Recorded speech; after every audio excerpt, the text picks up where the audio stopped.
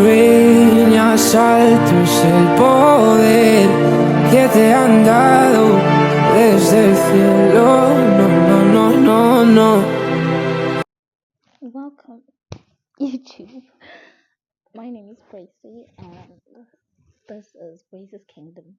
So, guys, as of today, I'm gonna give you guys a story time about my first fight.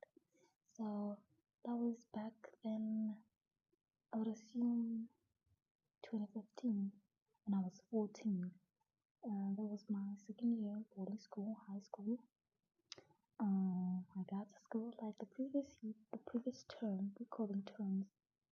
I don't know what you call them, but we call them school terms. So the previous school term, I'd had a trunk that my mom had just bought for me, and I literally rusted it out in one term. That's like 2 months of schooling, and that was just scrap by the time I went back home.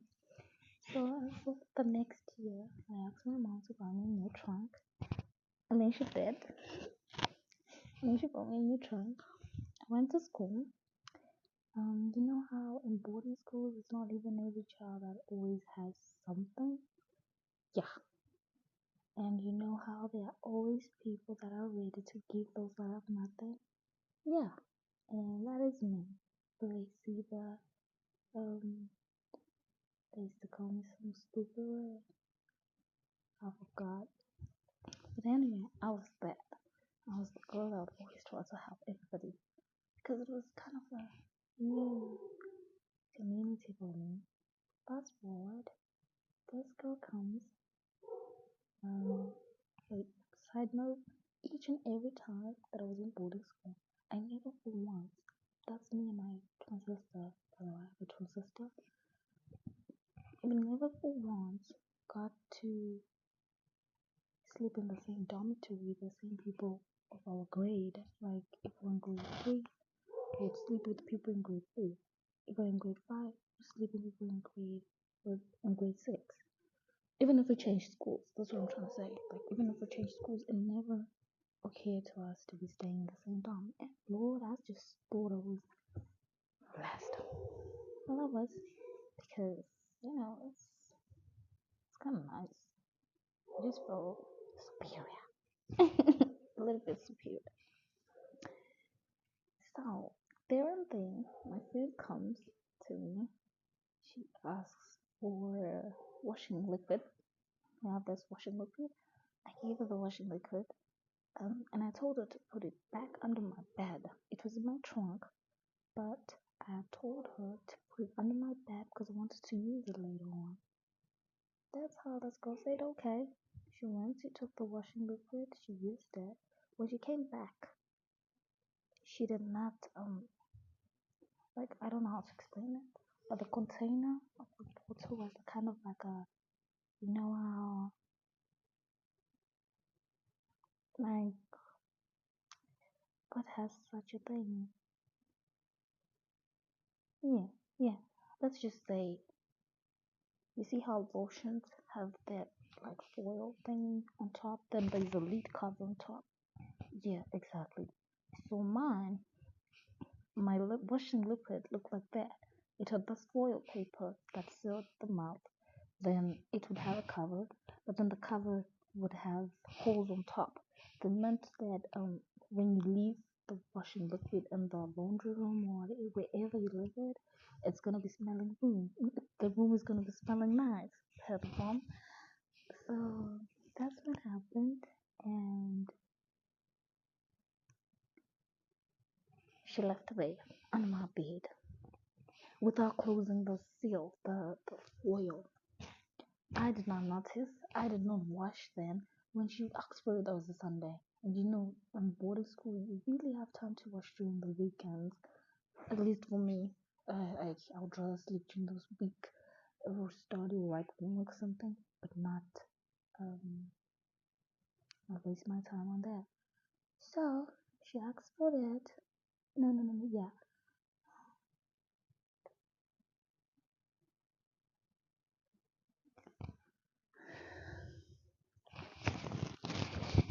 So after she did not seal this lead, she didn't notice, and she dropped the bottle.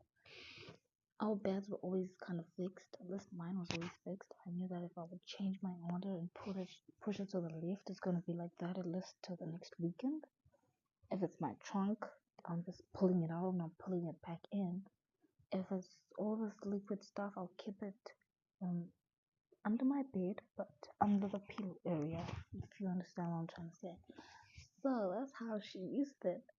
Didn't close the foil and it spilled. Then came the next weekend. I was not cleaning. I didn't want to clean it. I was lazy, I was tired, and I had sports. So I skipped that weekend. Came the next weekend. I skipped the same weekend because we had exams. Came the third weekend. That's when I decided to clean up my under the bed. I know it might sound crazy, but trust me, there's nothing dirt there. Like under the bed is what I mean. Like if you're gonna come sit on my bed and sit, look at the floor or look under my bed, everything's gonna be packed. But then it's just not gonna be less dusty. Let me say. So after the third week, I decided let me clean my under the bed. Let me do a third cleaning. Let me air my blankets. Let me do that. I decided to do that. I do that. Go to I get my cleaning equipment. I come back into the dormitory, and I thought I first moved my bed. I moved my bed so it's easier to carry the what do you call it, the trunk, instead of dragging it and causing it to rust. So I pushed my bag. That's how I noticed 3 weeks of washing liquid was stuck under my trunk. When I mean horrible, if I could have something that I could show you, I could. If I find out what, that's how terrible it was. Then I went to confront the school. I asked her, hello, the last time you asked me for my washing liquid, what happened? Because I told you very well that the seal is not that kind of a normal seal you use, so it's bound to probably get stuck.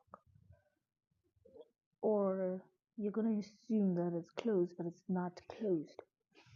Then she said, oh, why would you be asking me something that happened 3 weeks ago? I said, excuse me. Now it's 3 weeks to you. I'm just trying to understand. I'm in a state of shock. Even if it's a mistake, at least answer me. She now said, that's not my business. She turned away.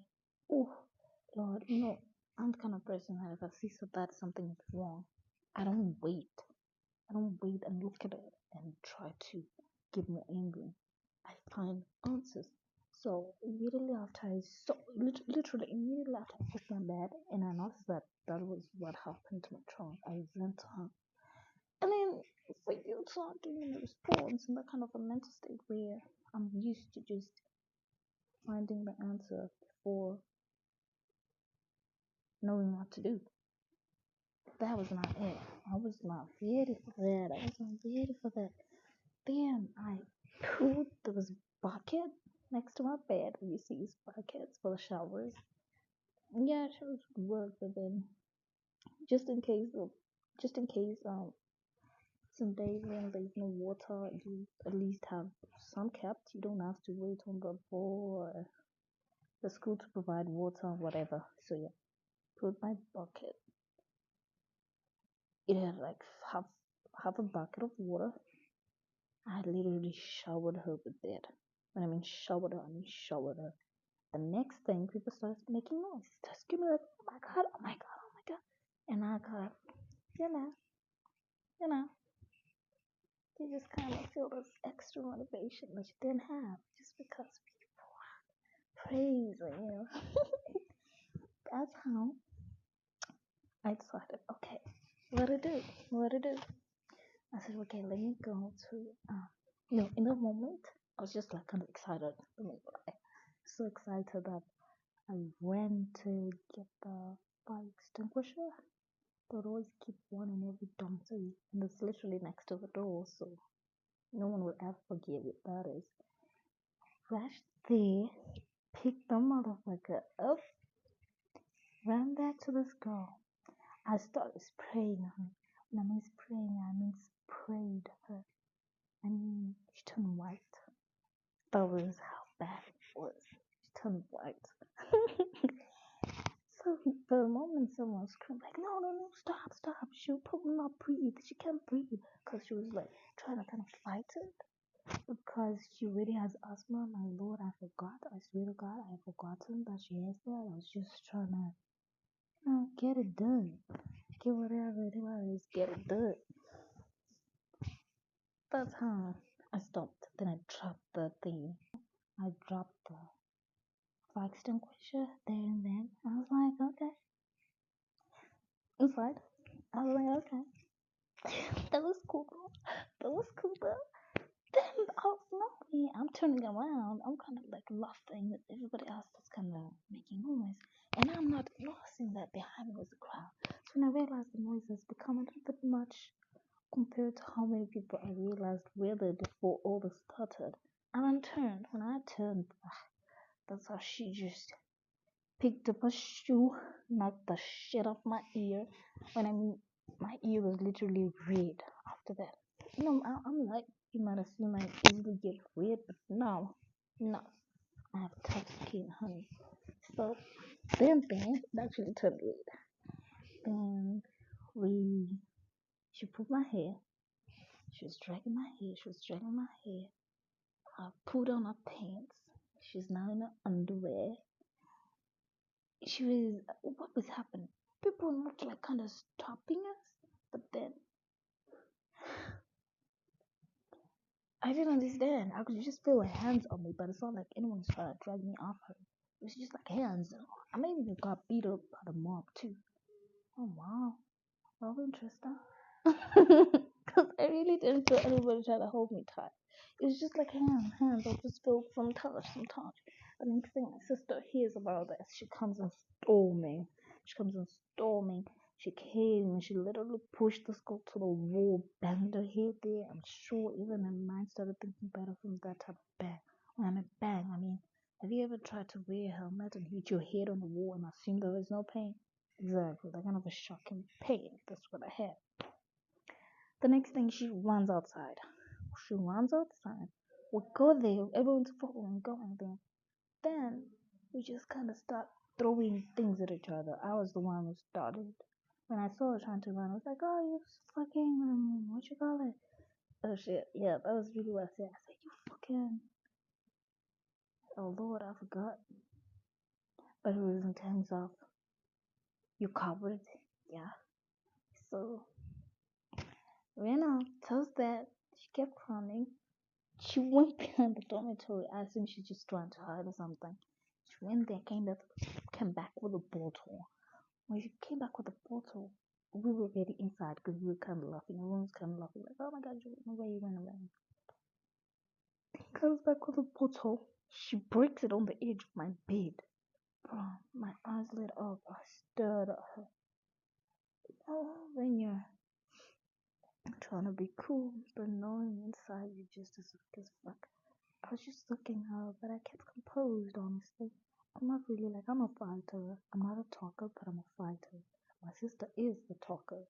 So, if it's about fighting and throwing hands, I'm not really afraid. But if it's about talking, I'm afraid I can hurt your feelings, and then, oh Lord, I have to die, come back, and repent. No. So, then she came back, hit the bed, right? I looked at her, just like,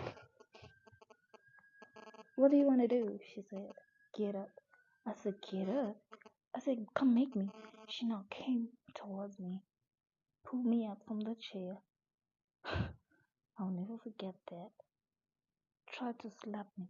I was like, "So you came outside? You ran outside rather, still bolted your way inside this dormitory, only for you to tell me to stand up so you could slap me? Why did you bring the bottle then?" Then, guys, that is when I realized this girl was actually more than just crazy and annoying. She was a psychopath. Then I was just there, I was standing. She was standing with me. She wanted to slap me. Then I held her hand, right? On the other hand, I'm still looking at her, she's looking at me. No one knows what to do. Then I just kind of pushed her away. Then she didn't like that. Came back. Like, I was wearing a sports bra. She pulled my sports bra. The fabric that I had was so thin that it wasn't even gonna hold anything. Oh my god, when she removed that and I kinda got torn apart. I didn't like it. That's when I slapped her so much when she like kind of tore my tissue, my sports bra. I slapped her so hard. She picked up the bottle again, the broken bottle. I'm talking about the top of it. She held it. She was almost one step. Then Fiona, people held her. She got a punishment. I enjoyed my hero my heroic praises after that because honestly it was quite a workout. But I was still a hero. So yeah, that's my story. That's just that. Thank you.